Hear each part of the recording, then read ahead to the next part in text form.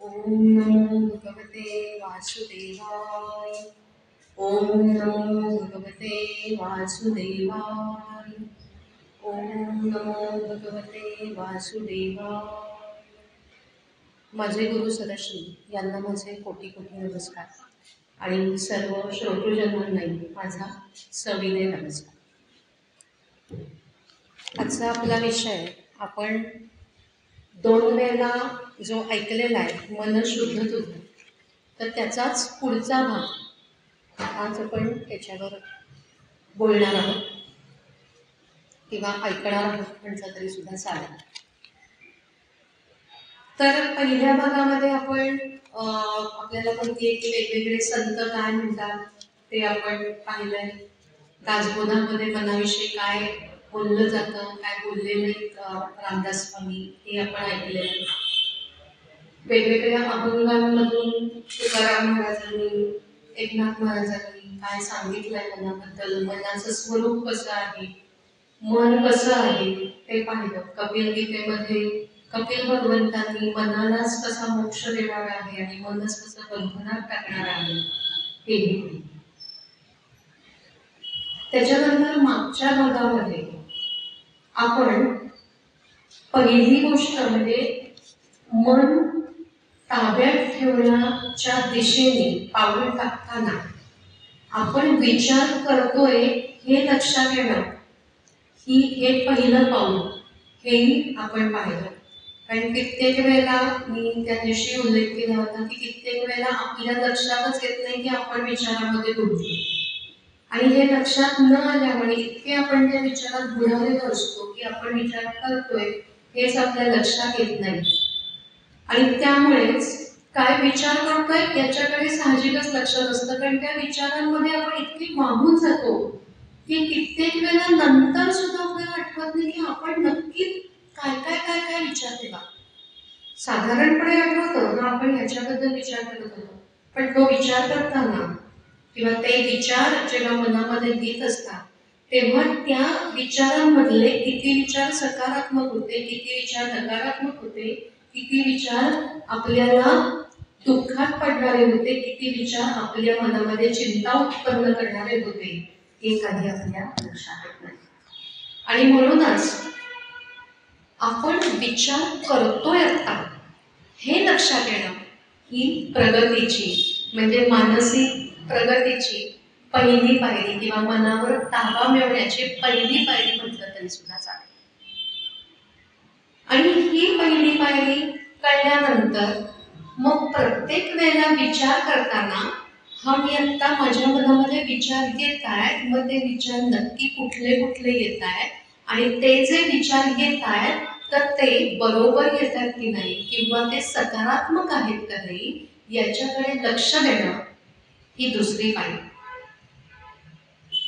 मग विचारांना ओळखणं की हा विचार सकारात्मक आहे, हा नकारात्मक आहे, हा विचार न्यूट्रल आहे। न्यूट्रल म्हणजे स्थितप्रज्ञ विचार की जो सकारात्मक नाही नकारात्मक नाही, नुसता विचार की आज पाऊस पडतोय, आज पाऊस पडतोय हा विचार सकारात्मकही नाही नकारात्मकही नाही, तो साधा विचार। तर असे विचार यातले कुठले विचार शुभ आहेत म्हणजे मला प्रगतीकडे नेणारे आहेत आणि कुठले विचार अधोगतीकडे नेणारे आहेत म्हणजेच आपल्या व्यक्तिमत्वाला, आपल्यातल्या सत्वगुणाला कमीपणा आणणारे किंवा न्यूनत्व आणणारे आहे हे ओळखणं ही त्याच्या पुढची पायरी। मग हे कसं कळतं मुळात? आता साधारणपणे आपल्याला माहिती आहे की जे म्हणजे खरं बोलणं, दुसऱ्यांविषयी चांगला विचार करणं, दुसऱ्यांविषयी शुभेच्छा आपल्या मनामध्ये असणं, दुसऱ्यांविषयी द्वेष नसणं, राग नसणं, लोभ कुठल्याही प्रकारचा मनात नसणं, हे सगळे सत्वगुण वाढवणारे विचार आहेत।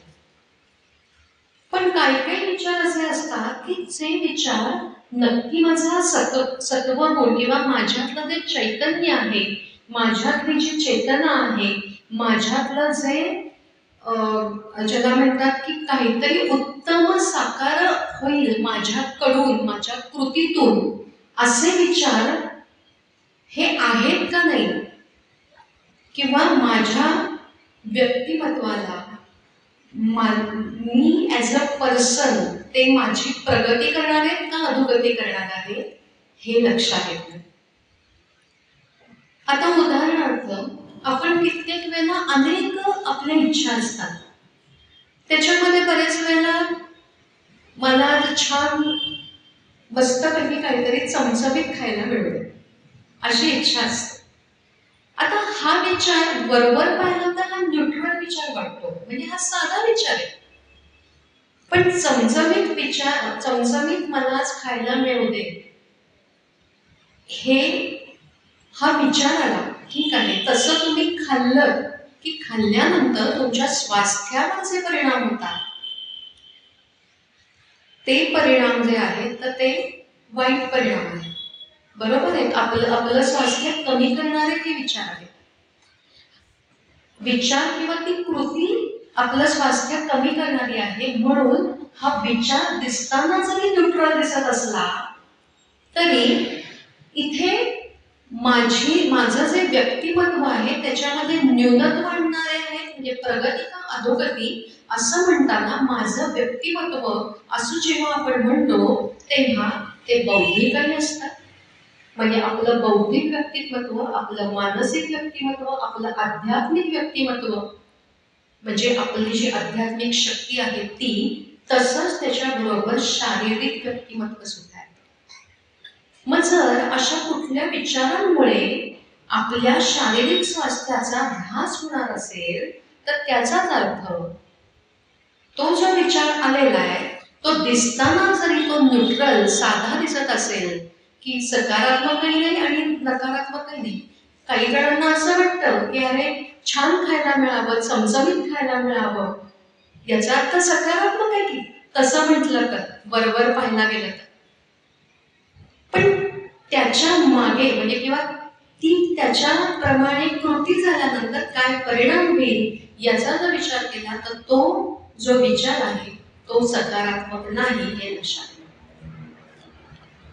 आणि म्हणून हे विचार ओळखणं, जेव्हा आपण एखादी इच्छा करतो, ज्याला आपण इच्छाशक्ती म्हणतो, मागच्या वेळेला आपण बोललो होतो की आता मनाची शक्ती कशी वाढवायची किंवा मनातल्या विचारांच्या शक्तीने आपल्याला पाहिजे ते कसं मिळवायचं हे आपण पुढच्या भागामध्ये पाहू असं आपण म्हटलं होतं.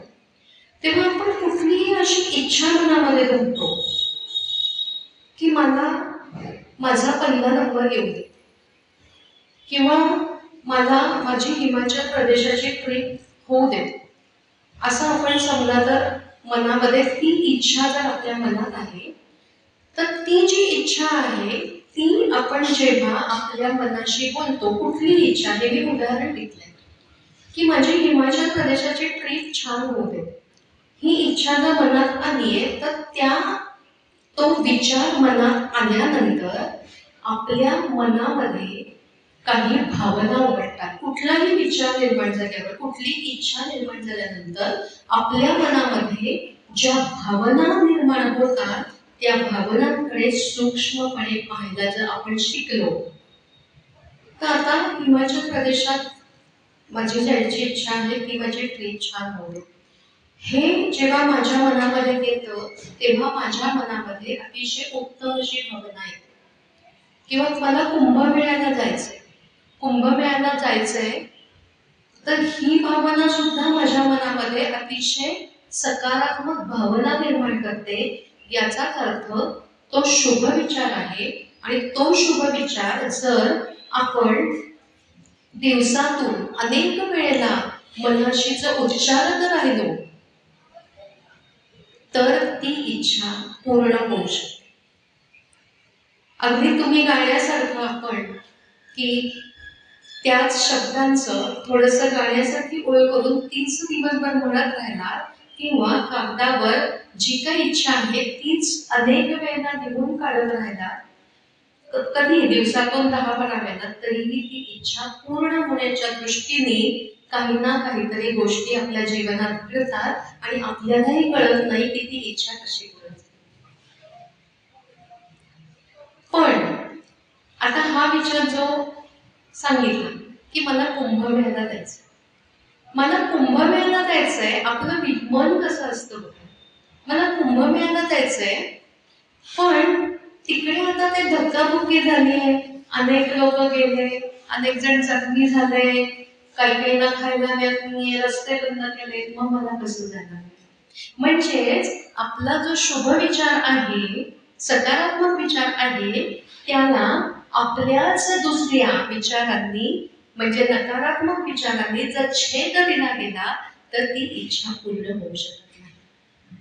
पण मला कुंभमेळ्याला काही करून जायचंय आणि माझ्या या ही जी माझी इच्छा आहे किंवा मी कुंभमेळ्याला जाईन, तिथे माझं सर्व अमृत स्नान अतिशय उत्तमपणे होईल आणि मी अतिशय सुखरूपपणे सर्व महंतांची दर्शनं घेऊन मी अतिशय सुखरूपपणे परत येईन, असाच आणि हाच विचार, कुठलीही शंका मनात न घेता, भलेही तिकडे काही घडलेलं असो आणि भलेही त्या बातम्यांमध्ये काहीही सांगू, पण हाच सकारात्मक विचार जर सतत आपण आपल्या मनाशी जर घोळवत राहिलो तर कितीही अडचणी तिथे असू देत,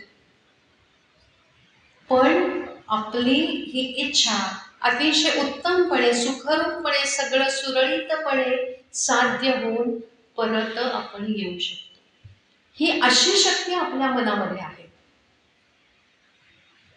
आता ही जी इच्छा सांगितली की मला कुंभमेळ्याला जायचंय, तर ही इच्छा दुसऱ्या कोणाच्याही इच्छेला बाधा आणणारी नाही. त्यामुळे ह्या इच्छा ज्याला शुभ इच्छा म्हणतात, तर त्या आपण जर सकारात्मक विचार सतत करत राहिलो तर अतिशय उत्तमपणे पूर्ण होतात. पण अशा काही इच्छा काही जणांच्या मनामध्ये असू शकतात की ज्या दुसऱ्यांच्या इच्छेमध्ये बाधा आणू शकतात, तर अशा इच्छा पूर्ण होऊ शकत नाहीत, भलेही तुम्ही ते कितीही वेळेला मनामध्ये तोच विचार करा. उदाहरण द्यायचं झालं, मी मुद्दाम आपल्या वयाला साजेशी उदाहरणं देते. उदाहरण द्यायचं झालं की आपल्या मुलाचं लग्न व्हायचंय आणि कुठली तरी एक मुलगी खूप आवडली, आपल्या मनात भरली आणि तिच्याशीच आपल्या मुलाचं लग्न व्हावं आपल्याला असं वाटतंय. आणि आपण म्हणतो की अरे त्या बाईंनी सांगितलंय की जर मनामध्ये तुम्ही सारखं असं जर विचार करत राहिला तर तुमची इच्छा पूर्ण होणार आहे. तुम्ही सारखं तो मनामध्ये विचार घोळवत राहा, पण ती इच्छा पूर्ण होत नाही. का? कारण त्या मुलीला दुसराच कोणीतरी मुलगा आवडत असतो आणि तिला त्याच्याशी लग्न करायचं असतं. जर असं झालं तर तिच्या इच्छेच्या ते विरुद्ध आहे आणि म्हणून आपली ही इच्छा पूर्ण होत नाही. म्हणून आपल्या इच्छा जर दुसऱ्या कोणाच्या दिव्य योजना, जी त्याला दिव्य योजना असा पण एक शब्द आहे, म्हणजे भगवंतांनी जे ठरवलंय की मग त्या माणसाच्या मनामध्ये जी इच्छा आहे त्याला ज्या माणसाच्या संबंधितली इच्छा आहे तिला छेद देणारी ती जर नसली तर ती नक्की पूर्ण होऊ शकते. याचप्रमाणे अनेक गोष्टी असतात की एखाद्याकडे एक खूप कुठली काहीतरी चांगली गोष्ट आहे ती आपल्याला मिळावी अशी काही इच्छा असू शकते, किंवा सासूबाईंकडे एक छान सोन्याचा हार आहे तो मला मिळावा. अगदी म्हणजे मी मुद्दाम ज्या आपल्या रोजच्या जीवनातल्या या हे सांगते, उदाहरणं सांगते. पण सासूबाईंना ते दंड्याला द्यायची तो हार, तर तुम्ही कितीही मनामध्ये, कारण त्यांच्या इच्छेला ते छेद देणारं आहे. आणि म्हणून जेव्हा आपण कुठलीही इच्छा मनामध्ये धरतो किंवा हे माझ्या जीवनात यावं असं मला वाटतंय, तेव्हा त्याच्यानंतर आपल्या हृदयामध्ये कुठल्या भावना निर्माण होत आहे त्याच्याकडे सूक्ष्मपणे बघणं आणि त्या भावना ओळखणं खूप महत्वाचं असतं. आता ही जी इच्छा आहे ती सासूबाईंनी मला तो हार द्यावा, ही इच्छा माझ्या मनात आहे, वरवर पाहिली तर ती अतिशय साधी इच्छा आहे, न्यूट्रल इच्छा आहे, याच्यामध्ये कुठलाही दुष्टपणा नाही वगैरे वगैरे वगैरे. पण जर सूक्ष्मपणे विचार केला तर याच्या मागे आहे तो लोभ किंवा मोह. आणि अशा प्रकारे मनाच्या कुठलेही विकार वाढवणारी किंवा विकारांना पोषक अशी जर इच्छा आपण जर मनात धरली, तर त्याच्या अशी इच्छा मनात धरल्यानंतर, असा विचार आपण मनात केल्यानंतर आपल्या मनामध्ये कधीही चांगल्या भावना येत नाही. म्हणून या भावना ओळखायला शिकणं, आणि त्याच्यासाठी मी आधी जे बोलले की आपण विचार करतोय हे ओळखणं, काय विचार करतोय हे ओळखणं, ते विचार सकारात्मक आहेत की नाही हे ओळखणं. जर नकारात्मक विचार असतील तर त्या नकारात्मक विचारांना पूर्णपणे मोठं माती देणं, म्हणजे नकारात्मक विचार पूर्णपणे मनातून हद्दपार करणं. तरी मान्य आहे की नकारात्मक विचार येतात, कधी येतात. माझी तब्येत ना सारखी बिघडत असते, हा विचार तर खूप वेळा मनात येतो. माझी आता याला काय करायचं, असे विचार तर येतात. आपण मनातल्या मनात आपल्याला बोलणारी असतात की हे विचार तर येतात, कसे सारखे सकारात्मक विचार करणार, कारण मी आजारी आहे तर माझ्या मनात येतात, काय सारखी मी आजारी असते. तर याला सुद्धा आपण सकारात्मक विचारात कसा बदलू शकतो की मी सारखी आजारी पडते, पण हे आत्तापुरती ही स्थिती आहे माझ्या शरीराची, ही आत्तापुरती दिसणारी स्थिती आहे की मी आत्ता सारखे सारखे आजारी पडतीये, परंतु मी आता माझ्या स्वास्थ्याकडे अतिशय मनापासून लक्ष देणार आहे, अतिशय चौरस आणि नीट असा आहार घेणार आहे, पुरेशी झोप घेणार आहे, आणि आता माझी तब्येत, आता माझं स्वास्थ्य हळूहळू अतिशय उत्तम होणार आहे. म्हणजे परंतु हा शब्द कुठल्याही नकारात्मक विचाराला लावून आपण तेच विचार सकारात्मकतेकडे आणू शकतो. आणि हे विचार जर आपण सारखे मनामध्ये आणले, आता आपण म्हणाल की फक्त एवढासा विचार केल्याने माझं स्वास्थ्य खरंच चांगलं होईल, कसं शक्य, असं येऊ शकतं मला.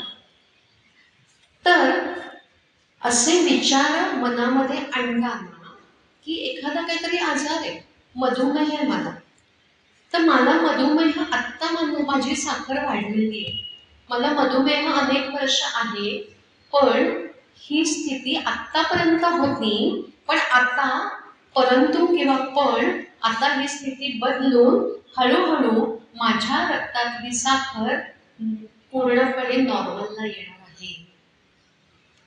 पण त्याच्याच बरोबर हा विचारही करणं महत्वाचं असतं की आत्तापर्यंतच्या जीवनामध्ये माझं काय चुकत होतं की ज्याच्यामुळे म्हणजे माझी जी रक्तातील साखर आहे तर ती वाढली, आणि ती आता मी कशा प्रकारे कमी करू शकते. तर त्याच्याबरोबर या कृती करणं, म्हणून मी मागच्या एका भागात म्हटलं होतं विचार वाणी, विचार भाव वाणी म्हणजे बोलणं, विचार आपल्या मनातले विचार, भाव मनातले भाव म्हणजे जे आपण बोलतो त्याच्याच प्रमाणे मनातल्या भावना पण असणं, ही दुसरी गोष्ट. वाणी म्हणजे बोलताना पण म्हणजे जे मनात आहे, जे म्हणतात ना की पोटात एक आणि ओठावर दुसरा असं नसणं, दुटप्पीपणा नसणं, म्हणजे वाणी आणि कृती, या चारही गोष्टी जर एकाच दिशेने जर नेल्या तर असाध्य ते साध्य करतात. आणि म्हणून जे आता म्हटलं की माझी तब्येत आतापर्यंत अशी होती, पण आता ती तब्येत चांगली होती. बरेचसे जे आजार असतात त्याला सायकोसोमॅटिक डिझीज असं म्हणतात.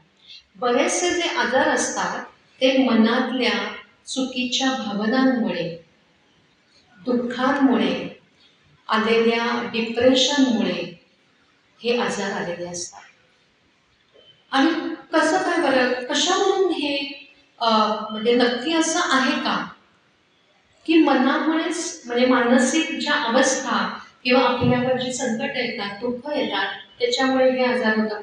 अहो साधं उदाहरण आहे, आपण मनामध्ये, आपल्या मनामध्ये उन्हाळ्यामध्ये आपण सहज जात असतो आणि तो गाडीवाला समोरून मस्तपैकी कापलेले कैरी घेऊन येत असतो, त्याला छानपैकी तिखट मीठ लावलेलं असतं. नुसतं त्या कैरीकडे पाहिलं आपण ती खाल्लेलीही नसते, पण त्या कैरीकडे पाहिलं, आपल्या मनामध्ये विचार येतो, वा किती सुंदर कैरी आहे. आपण ती घेतही नाही, पण तरीही आपल्या तोंडाला पाणी सुटतं. आणि म्हणूनच हे जे सायकोसोमॅटिक जे आजार आहेत, तर त्या आजारावर मात करण्यासाठी आपल्या मनामध्ये सतत सकारात्मकता, त्याच्याप्रमाणे कृती येणं आवश्यक आहे. आपण जर पाहिलं असेल की लहान मुलं अनेक ठिकाणी धडपडतात, त्यांना कित्येक वेळा गुडघ्याला लागतं, इकडे लागतं, तिकडे लागतं, किंवा धुळीत खेळतात, किंवा ते आपल्याप्रमाणे तितकी स्वच्छता सुद्धा पाळतात असं नाही, पण तरी ते पटकन बरे होतात. ते गुडघ्याला लागलेलं असतं, त्यांचं त्याच्याकडे लक्षही नसतं, परत पटकन खेळायला पळतात आणि कधी ती जखम परत बरी झाली कळत येईल. पण अहो, साधं आपणच विचार करा की आपल्या हाताला काहीतरी चिरताना कापलं, ते कापल्यानंतर ठीक आहे, तिथे ते आपण बर्फ लावला, तिथे हळद लावली, पण त्याच्यानंतर आपल्या मनामध्ये काय काय विचार येतात? आता हे कापलंय, मला केवढं कापलं, केवढं रक्त गेलं, याच्यात सेप्टिक तर नाही होणार, मला मधुमेह आहे, मग याच्यामध्ये सेप्टिक झालं तर माझं बोट तर नाही कापलं. कितीही नाही म्हटलं, किंवा साधं छातीवर प्रेशर आल्यासारखं, खूप काय वजन आलंय छातीवर, असं कधी कधी आपल्याला होतं, तरी आपल्याला काय वाटतं, बापरे छातीवर प्रेशर आलंय आणि थोडासा दमही आला, आता मला काय झालं असेल काय माहिती, मला हार्ट अटॅक तर नाही येणार, बापरे, आणि हार्ट अटॅक आला तर कसं होईल माझं, आता मी काय करू. आणि किती नाही ते साधं पोट दुखलं तरी आपल्या मनामध्ये, साधं तेव्हा काय झालेलं असतं, अपचन झालेलं असतं, किंवा काहीतरी वातोळ खाल्लेलं असतं, गॅसेस झालेले असतात, पण आपण आपलं मन हे इतकं विचित्र असतं की ते एवढंसं झालेलं असतं, पण त्याचा एवढा मोठा पाव करतो. पण लहान मुलं इतकी निर्मळ मनाची असतात की त्यांना जेवढं झालंय तेवढंच त्यांना ठीक आहे, पडलं 5 मिनिटं रडतात आणि त्याच्यानंतर ते विसरून जातात. पण आपण तसं करू शकत नाही, कारण आपलं मन जे दुःख झालंय, कसलं दुःख झालेलं असतं की छातीवर प्रेशर आलं किंवा पोट दुखतं, पोट दुखतंय, ठीक आहे, पोट दुखतंय, हे दुःख आहे, पण त्या दुःखाचं पण दुःख करतो आपण. कसं, आत्ता मी सांगितलं तसं की माझं पोट दुखतंय, बापरे ट्युमर वगैरे तर झाला नसेल, किंवा ते आत्ता निघालं ना जीपीएस सिंड्रोम तुम्हाला नाही माहिती, बरोबर आहे की. तर असे काही विचार, म्हणजे आपण त्या दुःखाचं अजून दुःख करत बसतो. आणि म्हणून आपल्या आयुष्यामध्ये ज्या काही गोष्टी घडत असतात, कुठलंही दुःख आलं, सुख आलं, किंवा काही अडचणी आल्या, तर त्या अडचणींचा, त्या दुःखाचा पहिल्यांदा स्वीकार करणं. स्वीकार करणं म्हणजे काय, की उदाहरण द्यायचं झालं तर मला बिझनेसमध्ये लॉस झालाय असं आपण समजू, की माझ्या व्यवसायामध्ये आता मला तोटा झाला आहे, पण आपण तो तोटा झालाय हेच आपण आधी ॲक्सेप्ट करत नाही, म्हणजे काय, त्याचा स्वीकार करत नाही. पहिली आपली मनाची वृत्ती काय असते, कुठली अडचण आहे की असं ती अशी मंदी आली होती म्हणून तोटा झाला, किंवा तो पार्टनर होता तो नीट वागला नाही म्हणून असं झालं, किंवा माझी जी जागा आहे ती नीट ठिकाणी नाही म्हणून असं झालं.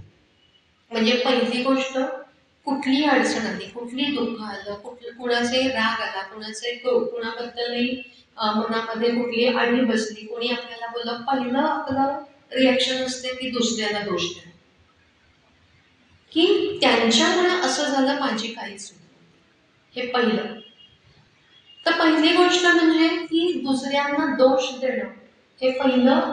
जेव्हा आपण दुसऱ्यांविषयी चुकीचं बोलतो, दुसऱ्यांना दोष देतो, दुसऱ्यांना अपशब्द बोलतो, दुसऱ्यांचा अपमान करतो, तेव्हा आपल्या मनातला सत्वगुण आपण खालच्या, म्हणजे कमी करत असतो. म्हणजेच आपल्याच व्यक्तिमत्वाला आपण कुठेतरी खाली आणत असतो असं म्हटलं तरी सुद्धा चालेल, किंवा आपण रजगुणाकडे किंवा तमोगुणाकडे जात असतो. म्हणून स्वीकार म्हणजे आत्ता ही परिस्थिती आहे, असा मला तोटा झालेला आहे, अशी परिस्थिती आहे, हे मी स्वीकारते. किंवा एखाद्याचं कुठलंही आपल्या जीवनातलं आपण कुठलंही उदाहरण घेऊ शकतो की तोटा झालेला आहे, तो मी स्वीकारलेला आहे. स्वीकारलं, आपण कुठलीही घटना स्वीकारली की काय होतं की पहिलं तर आपलं मन शांत होतं. म्हणजे आपण त्याच्याबद्दलचे उलटसुलट विचारांच्या गटांगळ्या खात असतो त्या खात. दुसरी गोष्ट, ठीक आहे मी हे स्वीकारलं, मग आता हे असं झालंय, तर याच्यातून आता मार्ग काय? पुढचा जो दुसरा विचार येतो तो हा येतो, आणि हा विचार खूप महत्वाचा आहे, कारण तो सृजनात्मक असतो. की कुठलीही कितीही वाईट परिस्थिती असतो, अडचणींचा डोंगर कोसळलेला असतो, पण आत्ता याच्यातून मी कसा मार्ग काढू शकेन. आणि याच्यावर विचार करायला तुम्ही जेव्हा लागता, आपण जेव्हा याच्यावर विचार करायला लागतो, तेव्हा आपोआप तो जो भगवंत आहे तोही आपल्याला मदत करायला लागतो, कारण तो आपल्याला बरोबर उत्तम सृजनात्मक या अडचणीतून बाहेर पडण्याचे विचार द्यायला लागतो. म्हणून कुठलीही अडचण असो, कोणी काही बोललेलं असो, कुठलंही दुःख असो, त्याच्यावर पहिला उपाय म्हणजे त्याच्यावर दुःख करत न बसता, त्याच्यामुळे येणाऱ्या संतापाला आवर घालणं, क्रोधाला आवर घालणं, दुःखाला आवर घालणं, आणि त्वरित शांत होणं, मनाला शांत करणं की ठीक आहे असं झालंय. उदाहरणार्थ अगदीच एखादी आपण वाईट म्हणजे संकट घेऊ की अपघात झालाय, कोणाच्या जवळच्या व्यक्तीला अपघात झाला. समजा एखाद्या आपल्या अगदी जवळच्या व्यक्तीला जर अपघात झालाय, हे ऐकल्यानंतर पहिली रिएक्शन सर्वसामान्यपणे होते ती दुःखाची, रडण्याची. असं कसं झालं, कशामुळे अपघात झाला, तो कोण गाडी चालवत होतं, त्या गाडीवाल्याचाच काहीतरी दोष असेल. हे सगळं जे बोलणं आहे, ते जे दुःख आहे मूळचं, ते दुःख तर आहेच, पण त्या दुःखाचंही दुःख करण्याचं, म्हणजे आपण डबल दुःख स्वतःवर ओढून घेतो. पण हे न करता, ही घटना घडली आहे, दुःख होणार साहजिक आहे, असं नाही की याचं दुःख होणार नाही, वाईट वाटणार. पण अशा वेळेला की ठीक आहे ही घटना घडली, अपघात झालाय, पण आता याच्यातून आपण काय करू शकतो, ज्या आपल्या नातेवाईकाला अपघात झालाय त्याला लवकरात लवकर उपचार मिळण्यासाठी धडपड करणं, त्या डॉक्टरांकडे जाणं, योग्य हॉस्पिटलमध्ये पोहोचवणं, रक्ताची गरज असेल तर रक्तासाठी धडपडणं, म्हणजे ही या विचारांमध्ये अडकून न पडता की अपघात झालाय, मग त्या दुःखामध्येच आपण अडकून न पडता, जर आपण आता याच्यातून मला काय कशी वाट काढता येणार आहे, आता याच्यातून पुढे काय मार्ग आहे, याला म्हणतात की ठामपणे उभं राहणं, आणि याला म्हणतात की याच्यातून म्हणजे आपल्या मनाची शक्ती, म्हणतात ना की तिचं म्हणणं खूप कणखर आहे बरं का ती, की कुठलाही प्रसंग तिच्यावर घेऊ ती ठामपणे उभी असते. हे कधी म्हणतील लोक, आणि या ठामपणाचं कौतुक का होतं, कारण कुठलंही संकट आल्यानंतर पहिला स्वीकार भाव की ठीक आहे हे आता झालंय, पण आता याच्यातून बाहेर कसं पडायचं, हे याचा सृजनात्मक विचार करणं.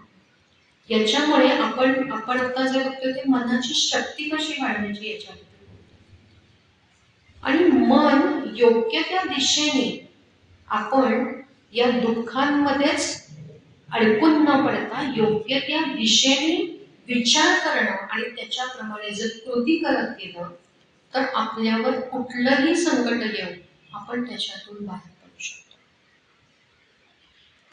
आणि म्हणून ही सकारात्मकता आपल्या जीवनात नेहमीसाठी येण्यासाठी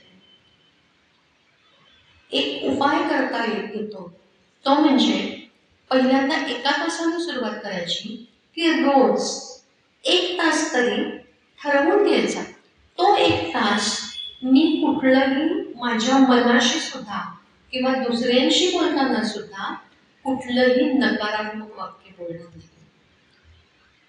हा एक आपण काय म्हणतात त्याला, एक गोल म्हणतो, ध्येय, की मी रोज 1 तास असा घालवीन. दुसरं महत्वाचं की प्रत्येक वेळेला आपण तो 1 तास पूर्ण वेळ दुसऱ्यांशी बोलत असू नये. आपण स्वतःशीच सर्वात जास्त बोलतो. मी पहिल्या प्रवचनात सांगितलं होतं की सर्वात जास्त संवाद होतो आपला तो आपल्या मनाशी होतो. त्या 1 तासामध्ये मी माझ्या मनामध्ये सुद्धा एकही नकारात्मक विचार येऊ देणार नाही. याला म्हणतात वरी फ्री आवर किंवा चिंतामुक्त तासिका, असं आपण त्याला नाव देऊ. असं आपण आधी 1 तासाचा गोल घेऊ की मी आता आजपासूनच म्हणू आपण की आजपासून मी 1 तास कुठल्याही चिंता करणार नाही, कुठलेही नकारात्मक विचार करणार नाही, मी सकारात्मकच विचार ते 1 तासभर करते. हा 1 तास जर 1 महिना जमला तर पुढच्या महिन्यामध्ये 2 तास करा. असं करून तुम्ही पूर्ण दिवसही आपण सकारात्मक विचार करू शकतो. हा याच्यावरचा उपाय आहे. दुसरं मी सांगितलं की परंतु हा शब्द, जर नकारात्मक विचार आले तर परंतु हा शब्द, पण हे 1 तासाच्या पुढच्या विचारांसाठी बरं का. 1 तासामध्ये परंतु पण लावायला नाही लागलं पाहिजे. हे कधी होईल जर आपण अतिशय सजगपणे आपल्या मनातल्या विचारांकडे लक्ष देत असू तरच हे शक्य आहे.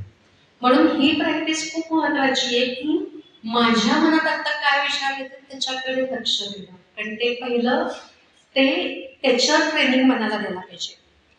तिसरं, स्वतः संबंधी स्वतःवर एक छान निबंध लिहून काढा की माझ्यामध्ये काय काय गुण आहेत. आतापर्यंतच्या आयुष्यामध्ये मी कित्येक वेळेला कशी ठामपणे उभी राहिली आहे आणि मी काय काय चांगलं केलेलं आहे. पूर्ण जे काही सकारात्मक आहे असं लिहिलेला एक निबंध लिहून काढा आणि तो एका सुरक्षित जागी, जो पटकन तुम्हाला मिळेल अशा जागी ठेवून द्या. जेव्हा जेव्हा कुठल्याही कारणामुळे, कुठल्याही घटनेमुळे डिप्रेशन येईल किंवा आपल्यालाच असं वाटेल की काय माझ्यामध्ये असं होतं की मी किती कमी पडतेय किंवा माझ्यामध्ये नाहीच आहे काही, ती किती छान आहे, किंवा असे स्वतःच्याच बाबतीत नकारात्मक विचार येतात, स्वतःच्याच व्यक्तिमत्वाच्या बाबतीत. तर अशा वेळेला तो निबंध काढा आणि शांतपणे वाचा. म्हणजे आपण स्वतःकडे सकारात्मकतेने बघायला पहिल्यांदा शिका, म्हणजे मग आपण दुसऱ्यांकडे सकारात्मकतेने बघू शकतो. इच्छेचं मी आपल्याला सांगितलं की ती 10 वेळेला लिहून काढा. ज्याच्याबद्दल आता आपल्या आयुष्यामध्ये आपल्याला अनेक मैत्रिणी, अनेक आप्त, स्वकीय, अनेक जण आपल्या आयुष्यात असतात. तर ज्यांच्याबद्दल आपल्या मनामध्ये कुठल्याही प्रकारचा आकस आहे, कुठल्याही प्रकारचा राग आहे, द्वेष आहे, कुठलीही राग म्हणजे वाईट भावना आहे, वाईट म्हणण्यापेक्षा की बाबा काहीतरी टोचलंय त्यांचं वागणं आपल्या मनाला, असे अनेक नातेवाईक, अनेक मैत्रिणी वगैरे आप्त वगैरे असतील. तर सरळ नाव काय खटकलं होतं, काय झालं होतं ते व्यवस्थित लिहून काढायचं. त्या व्यक्तीच्या बाबतीत लिहून काढायचं आणि नंतर व्यवस्थित एकदा वाचायचं, सगळं लिहून झालं बघायचं, नंतर तो कागद शांतपणे फाडायचा आणि कचरा पेटीत. याने काय होतं, आणि मजा म्हणजे हे आपण असं लिहून काढलं ना आणि नंतर ते वाचलं की आपल्याच लक्षात येतं की अरे किती क्षुल्लक गोष्ट होती आणि आपण उगाच हे मनात ठेवतो. म्हणजेच काय होतं की आपल्या मनामध्ये ज्या भावना आत्तापर्यंत दबलेल्या आहेत, म्हणजे आत्तापर्यंतचा जो कचरा आहे तो तरी आपण बाजूला काढतो. म्हणजे मग आपलं मन आपोआप सकारात्मकतेने किंवा तेजाच्या दिशेने निघतं. म्हणून असं लिहायचं आणि फाडून कचरापेटीत टाकून द्यायचं. नंतर जे सांगितलं की आपल्याला जे काही हवे त्याच्याबद्दल दिवसभर विचार करायचा. अजून महत्वाचं की दुसऱ्यांच्या विचारांचा परिणाम बरेच वेळेला आपल्या मनात येतो की ठीक आहे मी सकारात्मक विचार करते, पण दुसरा जर माझ्याबद्दल नकारात्मक विचार करत असेल किंवा माझं बरेच वेळेला आपण ऐकतो ना, याची नजर लागली, त्याची नजर लागली, यांनी माझं वाईट चिंतलेलं असेल, घरी जाऊन दृष्ट काढतो वगैरे बरेच आपल्या मध्ये समज किंवा कधी कधी होतं काढायचं. तर महत्वाची गोष्ट ही लक्षात ठेवणं आवश्यक आहे की आपल्या मनावर दुसऱ्यांच्या विचारांचा परिणाम तोपर्यंत होत नाही जोपर्यंत आपण तो होऊ देत नाही. आता बरेच वेळा असं होतं की मैत्रिणी जमतात, आपण काय भिशी वगैरे असते, तर त्या भिशीमध्ये अनेक वेळेला, हे मला वाटतं मागच्या वेळेला मी बोलले होते की अनेक वेळेला जे नकारात्मक गोष्टींबद्दलच सारखं बोललं जातं की किती भ्रष्टाचार वाढलाय, किती महागाई वाढली, गॅस किती महाग झालाय. पण हे जे विचार आहेत ते आपल्यावर का परिणाम करतात, कारण ते परिणाम आपण होऊ देतो. तर पहिली गोष्ट म्हणजे की आपण जर सजग राहिलो की की या सगळ्या वेळी आता नकारात्मक बोलताय किंवा कुठल्या तरी व्यक्तीविषयी नकारात्मक बोलताय, तिच्याविषयी चांगल्या सांगणं वगैरे असं काही सुरू आहे, पण या जे काही बोलतायत तर त्या बाबतीत मी अलिप्त आहे, मी हे नुसतं ऐकतेय, इथे मी आत्ता उपस्थित आहे म्हणून मला हे ऐकावं लागतंय, पण मी माझं मन पूर्णपणे स्थितप्रज्ञ अलिप्त ठेवणार आहे. जर आपण असं केलं तर आपल्या मनावर त्याचा काहीही परिणाम होत नाही. आता उदाहरण कसं की एखादा मित्र आहे, दोन मित्र आहेत, ते गाडीवरनं चालले, पुढे बसलेला जो मित्र आहे तो गाडी चालवतोय, मागचा जो आहे तो त्याच्या मागे बसलाय आणि कॉन्स्टंट बोलतोय, आणि कॉन्स्टंट बोलत असताना त्याचं सारखं चाललंय काय ट्रॅफिक वाढलाय, काय हे खड्डे, किती बसेस आणि ट्रक येत राहतात, आणि काय ते पुलाचं बांधकाम चालू आहे, इतके अपघात होत आहेत सध्या. हे रोजचं उदाहरण. आता जो मित्र गाडी चालवतोय तो जोपर्यंत स्थितप्रज्ञ आहे की ठीक आहे बोलतोय ना बोलू दे, त्याच्या मनात ते विचार, त्या विचारांना तो मनात शिरकाव करू देत नाहीये, किंवा स्वतःच्या मनामध्ये भीती या विकाराला जोपर्यंत किंवा नकारात्मकतेला जोपर्यंत तो प्रवेश करू देत नाही तोपर्यंत काहीही प्रॉब्लेम येत नाही, किंवा काहीही किंवा त्याची चेतना जी आहे ती उच्चच राहते, किंवा तो अतिशय उत्तमपणे गाडी चालवतो असं म्हटलं तरी चालेल.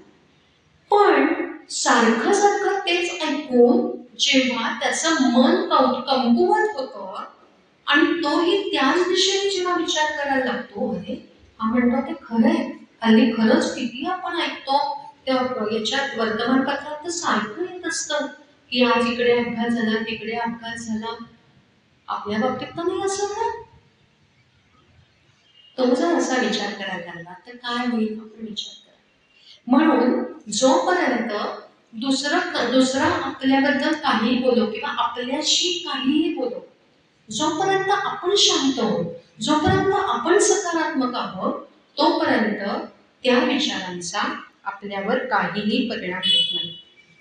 आणि म्हणून काही छोटी छोटी वाक्य आपण जर मनामध्ये सारखी म्हणत राहिलो की जीवनातला प्रत्येक क्षण अतिशय उत्तम आहे आणि तो मी भरभरून जगणार आहे, त्या भगवंताची माझ्यावर कृपा आहे, तो भगवंतच आहे की जो मला जगवतोय, जो मला सुखात ठेवतोय आणि जो माझं जीवन चालवतोय, आणि त्याची जी इच्छा असेल त्याप्रमाणेच सर्व काही घडत आहे. मी अतिशय उत्तम आहे, मी आरोग्यपूर्ण आहे, मी अतिशय सुखात आहे.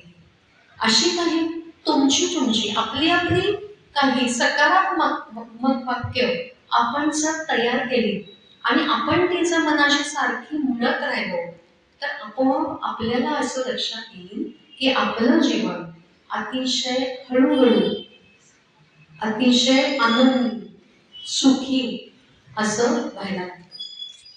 आता मगाशी जे बोलले की दुसऱ्यांच्या बोलण्यामुळे आपण जे काय ठरवलेलं असतं की आता प्रवचन ऐकलं आणि सकारात्मक आता आपण व्हायचं असं आपण ठरवलं, पण घरी गेल्यानंतर काही ना काहीतरी कोणी बोलत राहतं, आपण प्रवचन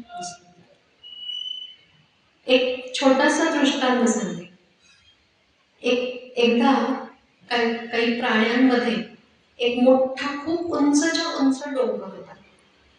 तर तो चढून जायची स्पर्धा ठरली.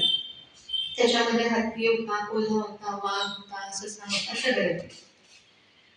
आणि तो डोंगर एवढा, सगळेजण गेले त्या डोंगराच्या पायथ्याशी उभे राहिले आणि पायथ्याशी उभे राहिले आणि त्या डोंगराकडे पाहिल्यानंतर त्यांच्यामध्ये चर्चा सुरू झाली की अरे बापरे, एवढा मोठा डोंगर आहे, एवढा मोठा डोंगर जमणार का आपल्याला चढायला? अहो, मी असं ऐकलंय की त्या दरडी कोसळल्या होत्या म्हणे मागच्या आठवड्यामध्ये. आपण जर चढायला लागलो आणि दरडी कोसळल्या तर मृत्यूच ठरलेला आहे ती. आणि मी तर असं ऐकलं होतं, एकाचा पाय सटकला होता, तो असं चढत होता तो, आणि तो जो खाली कोसळला दरी की नंतर कपाळ निश्चित झाला. आणि त्यांच्याशी चर्चा चालू होती आणि एक बेडूक तो मात्र गेला आणि पार तिकडे टोकापर्यंत पोहोचला. आता त्यांचे जे कोणते अंपायर पंच म्हणतो, तर त्यांनी डिक्लेअर केलं की हा जो बेडूक आहे ना, तो त्यांनी स्पर्धा जिंकली, कारण तो व्यवस्थित वर आला आणि त्यांनी टोकाला पोचला सर्वात पहिल्यांदा, आणि तुम्ही कोणी अटेम्प्टच केला नाही, त्यामुळे याला आम्ही पारितोषिक जाहीर करतो. आणि सगळे प्राणी अतिशय आश्चर्यचकित झाले की अरे, एवढंसं बेडूक, आपण तर एवढे शक्तिमान, आणि तरी सुद्धा का बरं असं झालं, आपण का नाही जाऊ शकलो बरं? आणि नंतर जेव्हा त्या बेडकाला ते विचारायला गेले ना की काय रे, तुला भीती वगैरे काही वाटली नाही का, तेव्हा तो बेडूक म्हणाला, म्हणजे त्या बेडकाला काही ऐकू येत नव्हतं. तो बेडूक बहिरा होता. म्हणजे थोडक्यात काय की या सगळ्यांच्या ज्या नकारात्मक ज्या गोष्टी आहेत त्या त्यांनी ऐकल्याच नव्हत्या. म्हणजे या नकारात्मक गोष्टींचा, नकारात्मक विचारांचा परिणाम त्याच्या मनावर झाला नव्हता, आणि त्यामुळे आणि त्यांनी तो म्हणजे पूर्णपणे अलिप्त होता, पूर्णपणे स्थितप्रज्ञ होता. त्याच्या मनात काय ध्येय होतं, मी सर्वात वर जाणार, आणि त्याच्याप्रमाणे त्यांनी त्या ध्येयाच्या दिशेने तो चढत गेला. म्हणजे जेव्हा अशा नकारात्मक गोष्टी आपल्याला वर्तमानपत्र, मालिका, इंस्टाग्राम, फेसबुक, काय इतक्या गोष्टी आपल्या भोवती असतात, मित्र मैत्रिणी यांच्याकडून जेव्हा ऐकायला मिळतील, तेव्हा कसं वागा आपण बघतो, मला काही ऐकू आलं नाही. कारण नेहमी हे लक्षात ठेवावं की त्या भगवंताकडे द्यायला भरभरून आहे. सुख, समृद्धी, ऐश्वर्य, स्वास्थ्य, प्रेम, आनंद, आणि तो दोन्ही कलाने द्यायला बसलेला आहे. फक्त आपण आपलं मन शुद्ध ठेवत नाही, आपण आपलं मन निर्मळ ठेवत नाही, आणि आपण योग्य दिशेने विचार करत नाही. अजून एकच दृष्टांत सांगते आणि थांबते. असं झालं की एक अतिशय गरीब असा माणूस होता. तो पेट्रोल पंपावर काम करायचा, आणि पेट्रोल पंपावर तो ते पेट्रोल भरायचं काम करायचा, आणि तो अतिशय दुःखी होता. किती वर्ष मी असं पेट्रोल पंपावर काम करत जगणार, एवढा पगार मिळतो, असं दुःखाचेच विचार करत असायचा. आणि त्याच विचारांमध्ये तो त्याचा देहांत झाला. आणि त्याला 5 मुलं होती. आता ही जी 5 मुलं होती त्यांना त्या पेट्रोल पंपाच्या मालकाने नोकरी दिली का की याचे वडील गेले त्यांचे, तर यांना आता काहीतरी चरितार्थाची सोय पाहिजे, म्हणून त्या 5 मुलांना त्या पेट्रोल पंपावर नोकरी दिली. आता त्यातला पहिला जो मुलगा होता तो काय विचार करायचा, तो विचार करायचा माझे वडील पेट्रोल पंपावरच नोकरी करत होते, ते किती कष्टात जगत होते, उन्हामध्ये वगैरे त्यांना सारखं राबायला लागत होतं, माझं आयुष्य तसंच राहिलं. आणि मग त्याचं आयुष्य त्यामुळे तसंच गेलं, जन्मभर तो त्या पेट्रोल पंपावर पेट्रोल घालत राहिला. दुसरा जो मुलगा होता तो थोडासा सकारात्मक विचारांचा. त्याने विचार केला वडिलांनी इतके वर्ष पेट्रोल पंपात नोकरी केली, किती दिवस मी हे करणार, किती दिवस असंच कष्टात जगणार, एक ना एक दिवस तरी ती माझी स्वतःची कार घेईच. त्याच्या जीवनात असं घडलं की त्यांनी अनेक वर्ष नोकरी केली आणि कसं कसं पगारातले थोडे पैसे बाजूला काढून खूप वर्षांनी एक कार घेतली. हे त्याचा विषय. तिसरा जो मुलगा होता त्याचे विचार अजून जास्ती सकारात्मक होते. त्यांनी विचार केला की एक दिवस मी या पेट्रोल पंपाचं मालक होईल. आणि त्यांनी अतिशय मनापासून काम केलं, दिवस रात्र काम केलं, त्या अतिशय सचोटीने वागला आणि त्या मालकाची मर्जी संपादन केली. आणि त्यामुळे तो वर वर वर वर वर चढत गेला आणि नंतर त्यांनी स्वतः एक पेट्रोल पंप विकत घेतला आणि त्याचा पेट्रोल पंपाचा तो मालक झाला. चौथा जो मुलगा होता तो म्हणाला की त्याचं लक्ष दुसरीकडे होतं. तो म्हणाला की हे पेट्रोल जिथून येतं ना, त्या पेट्रोल जिथून येतं त्या खाणीचं मला मालक व्हायचंय. मी माझ्या वडिलांसारखा नाही असा काय म्हणतात त्याला पेट्रोल भरत बसला. म्हणून त्यांनी अतिशय कष्ट केले, अतिशय सकारात्मक विचार केले, सृजनात्मक विचार केले की मला कसं पुढे जाता येईल. आणि त्याप्रमाणे तो बरोबर मुत्सद्देगिरीने वागला, योजना पद्धतीने वागला. आणि मग तो एका पेट्रोलच्या खाणीचा, जिथून पेट्रोल निघतं म्हणजे पेट्रोलच्या खाणीचा तो मालक झाला. पाचवा जो मुलगा होता तो अतिशय निराळा होता. तो विचार करत होता की माझे वडील आज अनेक वर्ष त्या पेट्रोल पंपावर काम करत होते, पण असे काय विचार त्यांच्या मनात होते किंवा अशी काय त्यांच्याकडून चूक झाली की ज्याच्यामुळे ते नेहमी तिथेच काम करत राहिले. नक्की आपण या आयुष्यामध्ये आलोय, हे जे आयुष्य मला मिळालंय मनुष्याचं, ते मला नक्की कशासाठी मिळालं? फक्त पेट्रोल पंपाचं मालक होण्यासाठी मिळालंय का? फक्त पेट्रोलच्या खाणीचं मालक होण्यासाठी मिळालंय का? फक्त घरं दारं किंवा गाड्या बंगले हे मिळवण्यासाठी मिळाले का? नक्की माझ्या आयुष्याचं ध्येय काय आहे? त्यांनी हे अतिशय सज्जनपणे ती नोकरी केली, पण तो या शोधात राहिला. कशाच्या? ज्ञानाच्या शोधात राहिला, सत्याच्या शोधात राहिला. आणि मग त्याला त्याच्या या विचारांमुळे आयुष्यामध्ये त्याच्या गुरु भेटले, त्याला गुरुमंत्र मिळाला, त्यांनी त्याला दीक्षा दिली आणि त्यांच्या उपदेशामुळे तो अतिशय स्थितप्रज्ञ बनला, लोकांना मदत करायला लागला, लोकांना नोकऱ्या मिळाव्यात म्हणून त्यांनी मदत केली. आणि त्याच्याच बरोबर त्यांनी अतिशय सचोटीने वागून त्यांनी स्वतःही उत्तम स्वतःचा व्यवसाय सुरू केला, त्याच्यातून अनेक देणग्या दिल्या. आणि त्याच्याच बरोबर त्यांनी हे आयुष्य जे मला मिळालंय ते मोक्ष मिळवण्यासाठी मिळालंय हे समजून घेतलं आणि त्या दृष्टीने त्यांनी वाचलं. आणि त्यामुळे त्याचं जीवन हे सर्वात सफल झालं. आणि आपल्या सगळ्यांचं ध्येय खरं म्हणजे हेच आहे.